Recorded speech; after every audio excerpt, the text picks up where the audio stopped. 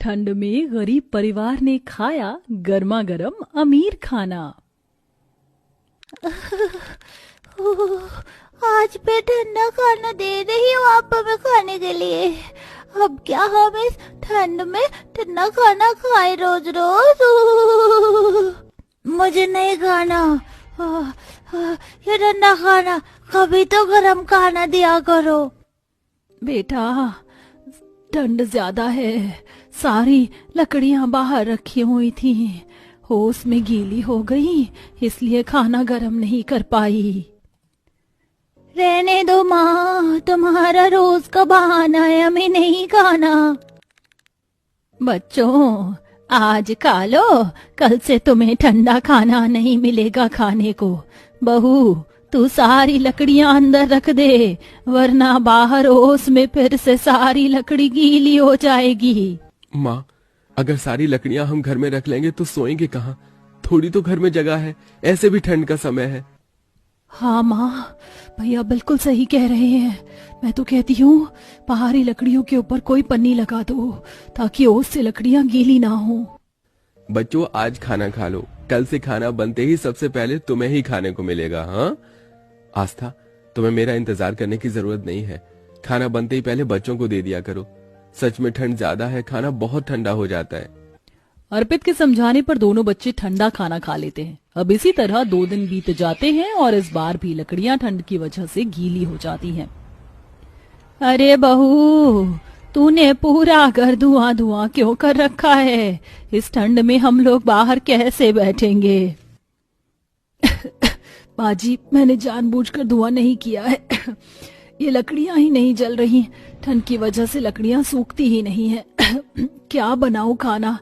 हम तो कल का रखा हुआ बासी खाना भी खा लेंगे, और मेरे बच्चों को तो गर्म खाना ही चाहिए होता है। बाहर इतनी ज्यादा ठंड बढ़ गई है कि लकड़ियां लेने भी मैं खेत नहीं जा पा रही।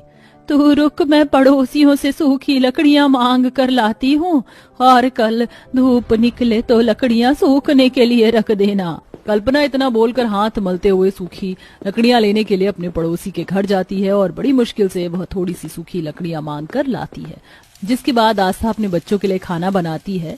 अब इसी तरह कुछ दिन बीत जाते हैं और एक दिन, ये देख राजू, आज हम खाने में सैंडविच लेकर आए। तू जानता है सैंडविच क्या होता है? अरे यार तू क्या ऐसी बात कर रहा है? जिसके घर में सूखी ठंडी रोटी खाई जाती है उसे क्या पता सैंडविच क्या होता है? और हाँ, एक बार इसके कपड़े देख, इसके पास तो कपड़े भी नहीं है। मैं जानता हूँ सैंडविच क्या होता है। जो तुम अमीर लोग खाना खाते हो वही खाना हम गरीब भी खाते हैं। देखना, मैं भी एक दिन स्कूल में सैंडविच लेकर आऊंगा।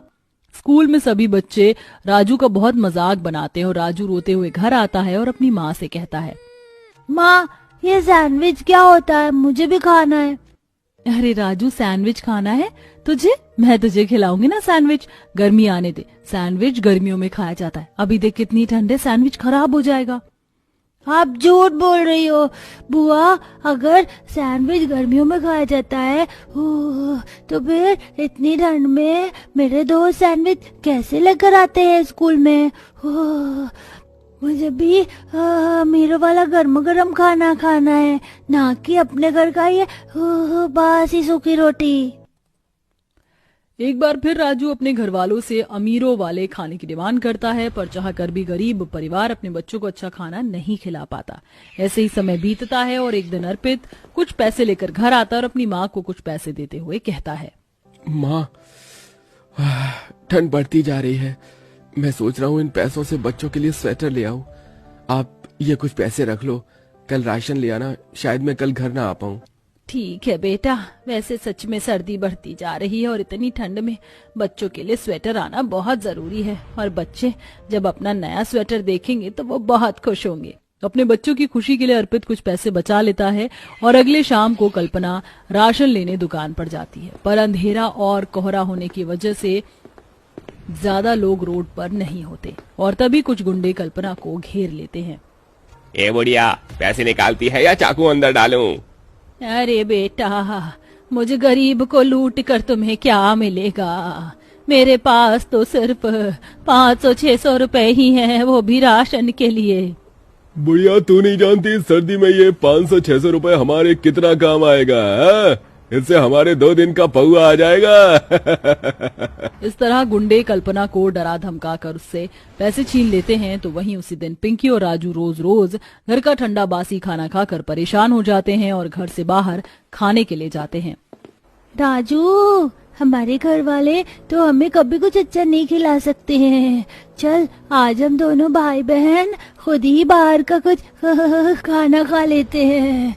वो देख, वो भैया उस बड़ी सी दुकान में लगता है कोई महंगी चीज खा रहे हैं। पिंकी, शायद उसे पिज्जा और बर्गर कहते हैं। मेरे दोस्त बता रहे थे पिज्जा और बर्गर ऐसे ही होता है देखने में। चलो ना उस बड़ी सी दुकान में चलते हैं। राजू और पिंकी जैसे ही उस दुकान के अंदर जाने लगते हैं तभी कुछ लोग अपने हाथों में पिज्जा और बर्गर लेकर बाहर निकलते हैं। अंकल, हमें भी पिज्जा और बर्गर खिला दो ना, हमने कभी नहीं खाया और हमें बहुत भूख भी लगी है। पिज्जा और बर्गर खाना है? पहले पिज्जा बर्गर की स्पेलिंग सुनाओ। हाँ? अरे यार, तुम भी ना, भला ये गरीब भिखारी बच्चे कैसे तुम्हें पिज्जा और बर्गर की स्पेलिंग सुना सकते हैं? अरे इनको खाने का नाम पता है, वही बहुत बड़ी बात है। बच्चों, तुम्हें पिज्जा और बर्गर खाना है? रुको, मैं तुम्हें पिज्जा बर्गर खिलाती हूँ। यार, हमने जो पिज्जा छोड़ा है, मैं सोच रही हूँ कि वो पिज्जा और बर्गर क्यों ना हम इन गरीब बच्चों को दे दें, जैसे हम कुत्ते को बिस्किट खिलाते हैं। इतना बोलकर वह लड़की अंदर से अपना छोड़ा हुआ पिज्जा और बर्गर लेकर आती है और राजू और पिंकी के सामने फेंक देती है। ये देखकर राजू और पिंकी को बहुत शर्मिंदगी महसूस होती है, पर फिर भी दोनों बच्चे जमीन का गिरा हुआ पिज्जा और बर्गर उठा लेते हैं और जैसे ही खाने लगते हैं तभी वहां आस्था आ जाती है और उनके हाथों से वो खाना छीन कर फेंक देती है। क्या करने जा रहे थे तुम दोनों? ये अमीर लोगों ने अपना छोड़ा हुआ खाना तुम्हें दिया और तुम वो फेंका हुआ खाना उठाकर खाने जा रहे थे। तो और क्या करे माँ, अब तो हमें कुछ महंगी चीज दे दी नहीं, हमें भी अमीरों वाला खाना खाना है। राजू, पिंकी, आज तुम्हारी माँ तुमसे वादा करती है, बहुत जल्द मैं तुम्हें इस ठंड में अमीरों वाला गर्मा गर्म खाना खिलाऊंगी। बस तुम इस तरह से फेंका हुआ खाना खाने का ख्याल अपने दिमाग से निकाल दो। बच्चों, हम गरीब हैं पर लाचार नहीं। इतना बोलकर आस्था दोनों बच्चों को अपने साथ घर ले जाती है और घर जाकर अपने परिवार को सारी बात बताती है। नंद जी, अर्पित जी, मैं तो माँ जी को ढूंढने के लिए गई थी, पर अच्छा हुआ जो सही समय पर मुझे राजू और पिंकी भी नजर आ गए। ये लोग फेंका हुआ खाना खाने जा रहे थे। अब बहुत हो गया, मैं अपने बच्चों को अमीरों वाला खाना खिलाऊंगी, चाहे इसके लिए मुझे भी काम ही क्यों ना करना पड़े इस ठंड में। बहू, मुझे माफ कर दे। अर्पित ने जो पैसे दिए थे वो उन गुंडों ने मुझसे छीन लिए। मैं राशन नहीं ला पाई, मुझे माफ कर दे अर्पित बेटा। क्या गुंडों ने पैसे छीन लिए? अब हम क्या करेंगे? अब इस ठंड से अपने बच्चों के लिए कैसे सर्दियों के कपड़े लेकर आऊंगा और कैसे अपने बच्चों की इच्छा पूरी करूंगा? सुनिए भैया, सर्दियों के कपड़े हम अगले महीने ले लेंगे। इस महीने हमारे पास फटे कपड़े हैं पहनने के लिए। बिना स्वेटर की जिंदगी कट सकती है, पर ठंड में बिना खाने के नहीं। करिश्मा के कहने पर बचे हुए पैसे से अर्पित राशन का सामान ले आता है। तो वहीं अगले दिन ठंड में ठिठुरते आस्था काम की तलाश में जाती है और उसे एक जगह साफ सफाई का काम मिल जाता है। तो वहीं राजू और पिंकी उदास घर के बाहर बैठे होते हैं। तभी एक बच्चा हाथों में मंचूरियन से भरा कटोरा लेकर बाहर आता है और दोनों भाई बहन को चिढ़ाने लगता है। देख रहा है कितना बड़ा कटोरा है मंचूरियन से, इसमें से धुआं निकल रहा है। इतनी ठंड में इतना गरम टेस्टी मंचूरियन खाकर तो मुझे मजा आ रहा है। हमें नहीं खाना तुम्हारा अमीरों वाला खाना। हमारी बुआ हमारे लिए बहुत जल्दी ही ऐसे ही अमीरों वाला खाना, महंगा खाना लेकर आएगी, इसलिए तुम अपना गर्मा गर्म खाना खाने पर ध्यान दो, वरना अगर ये ठंडा हो गया तो ठंड में तो खा नहीं पाओगे। राजू और पिंकी इस बार किसी के चिढ़ाने पर भी नहीं चिढ़ते और घर में जाते हैं। अब इसी तरह 1 महीना बीत जाता है और करिश्मा को उसकी पहली सैलरी मिलती है। मेरी पहली सैलरी में मुझे 2000 रुपए मिले हैं। इनमें से 1000 रुपए का मैं अपने बच्चों के लिए अमीरों वाला खाना ले जाऊंगी और 1000 रुपए अपने घर वालों को दूंगी। आस्था पैसे लेकर अब एक रेस्टोरेंट में जाती है और मेन्यू में से देखकर pizza, garlic bread, Manchurian, fried rice, pasta जैसी महंगी चीज गर्म गर्म लेकर घर आती है। करिश्मा, माँ जी, बच्चों कहाँ हो सब? जल्दी से सब आओ, देखो मैं आज गर्मा गर्म बाहर से खाना लेकर आई हूँ, वो भी अमीरों वाला। अब जल्दी से आकर खा लो, इससे पहले कि ठंड में ये खाना ठंडा हो जाए। आस्था की आवाज सुनकर बच्चे वहां आते हैं और अमीरों वाला खाना देखकर बहुत खुश होते हैं। करिश्मा सभी को प्लेट में खाना निकाल कर देती है। वाह वाह, ये कितना स्वादिष्ट खाना लग रहा है। अब समझ में आया अमीर लोग बाहर का खाना इतना क्यों पसंद करते हैं। माँ बहुत अच्छी हो। माँ, मैं तो ये पिज्जा लेकर बाहर जा रही हूँ और सबको चिढ़ा कर खाऊंगी।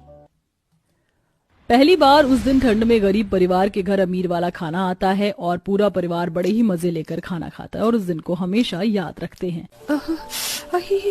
उफ, कितनी ठंड लग रही है, ऊपर से लकड़ियाँ भी खत्म हो रही है। मीनाक्षी ठंड में कांपते हुए लकड़ी के बक्कल को जलाकर खाना बनाने की कोशिश कर रही होती है, लेकिन रसोई में चारों तरफ से ठंडी ठंडी हवाएं आ रही होती हैं और जिसके चलते गरीब बेटी की रसोई में चारों तरफ धुआं धुआं होता है। उसके पास बक्कल भी बहुत कम होते हैं, वो थोड़े थोड़े जलाती है जिससे आग बनी रहे। अब एक ही मात्र सहारा है मेरे पास, जल्दी से मुझे खाना बनाना होगा। लेकिन इतनी ठंड में मैं खाना कैसे बनाऊं? माँ बाबूजी भूखे रह जाएंगे। मीनाक्षी अपने घर के बाहर आती है तो वो अपने पड़ोसियों को देखती है। वो देखती है कि उनके घर के बाहर नारियल की बोरियां बहुत सारी पड़ी होती हैं। क्या आप लोग इन सभी बोरियों को फेंकने वाले हो? हाँ, क्योंकि हम लोग सब्जी का काम करते हैं। जब भी कोई बाजार से सब्जी लेकर आते हैं तो उसके साथ एक नारियल का बोरा तो आता ही है। ये कई दिन से इकट्ठे हो रहे थे, अब जाकर इन्हें फेंकने का टाइम आया है। वैसे तो मैं यहाँ पर आपसे आपकी बेकार सब्जियाँ लेने आई थी जिन्हें आप फेंक देते हो, लेकिन अब मैं ये सारी बोरियां लेकर जाना चाहती हूँ, अगर आपको कोई आपत्ति ना हो तो। देखो, ये हमारे तो किसी भी काम आने से नहीं। अगर तुम्हें ये चाहिए तो ले जाओ, हमें तो वैसे ही फेंकना ही है।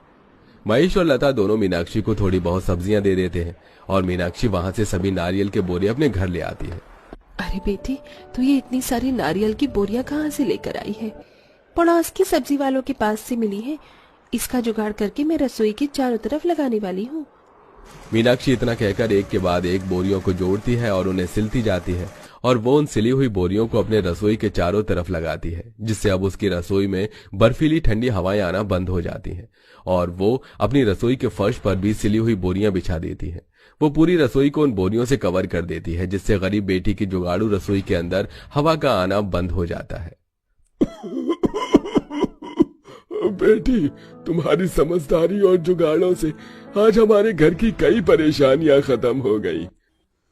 मैं तो भगवान से दुआ करती हूँ कि हर माँ पिता को तुम्हारी जैसी बेटी जरूर मिले जो उनका सहारा बन सके। वैसे अब हमारी तबीयत थोड़ी थोड़ी ठीक हो चली है, कल से हम मजदूरी करने चले जाएंगे। में कोई सुधार नहीं है तो आप काम पर ना जाकर घर में ही आराम कर सकती हो। नहीं बेटी, अगर काम पर नहीं जाएंगे तो घर में राशन कहाँ से आएगा, इसीलिए हमारा काम पर जाना जरूरी है। अगले दिन सुबह दोनों माता पिता खाना खाकर मजदूरी के लिए निकल जाते हैं। वहीं गरीब बेटी अपनी जुगाड़ू रसोई में बचा हुआ खाना अपने लिए परोस रही होती है। उसके पास जो बर्तन होते हैं वो भी मिट्टी के बने होते हैं। तभी वो देखती है कि मिट्टी से बने कुछ बर्तन चटक गए हैं। हाँ, हे भगवान, ये क्या? ये सारे बर्तन तो टूटने वाले हैं, अब क्या करूं? वो देखती है उसकी जुगाड़ू रसोई में थोड़ा सा गुड़ रखा होता है। वो चूल्हे के अंदर थोड़े गरम कोयले के ऊपर एक बर्तन में गुड़ को पिघलाती है और पिघलाकर वो उसे चूने में मिलाकर बर्तनों में लगा देती है, जिससे बर्तन पहले से ज्यादा मजबूत हो जाते हैं। जब तक ये बर्तन सूखेंगे तब तक मैं माँ बाबूजी के पीने का पानी देख लेती हूँ। बर्तन को जोड़ने का जुगाड़ वो अपनी समझदारी से कर लेती है, लेकिन जब वो पीने का पानी मटके में पानी देखती है तो उसमें पानी ही नहीं होता। हे भगवान, ये क्या? पानी ही नहीं है। अब मुझे ठंड में पानी लेने के लिए जाना होगा। मीनाक्षी मटका उठा लेती है और ठंड में पानी लेने के लिए निकल जाती है। अयो, कितनी ठंड हो रही है, हाथ भी बिल्कुल सन हो गए हैं। ऊपर से नदी का पानी तो और भी ज्यादा ठंडा होगा। नदी से पानी लाते हुए बेचारी मीनाक्षी के कपड़े गीले हो जाते हैं, क्योंकि रास्ते में कई बार पानी छलक कर उसके कपड़ों पर गिर जाता है। घर आने के बाद अपनी बेटी की ठंड में ये हालत देखकर गरीब बूढ़े माता पिता कहते हैं, हे भगवान, ये परेशानियां खत्म होने का नाम ही नहीं ले रही। ऊपर से बेटी, तुझे ठंड में नदी किनारे जाने की क्या जरूरत थी? देख जरा, तेरे सारे कपड़े गीले हो गए पानी से। कोई बात नहीं पिताजी, मुझे ठंड नहीं लगती है, और फिर थोड़ा सा ही तो पानी है, सूख जाएगा। मीनाक्षी इतना कहने के बाद फिर से अपनी जुगाड़ू रसोई में जाती है और अपने बीमार बूढ़े माता पिता के पीने के लिए पानी को चूल्हे के गरम कोयले के ऊपर रख देती है। वो धीरे धीरे अपने आप गर्म हो जाता है। अब मीनाक्षी अपने माता पिता को खाना परोस कर देती है। भगवान का लाख लाख शुक्र है कि हमारे पास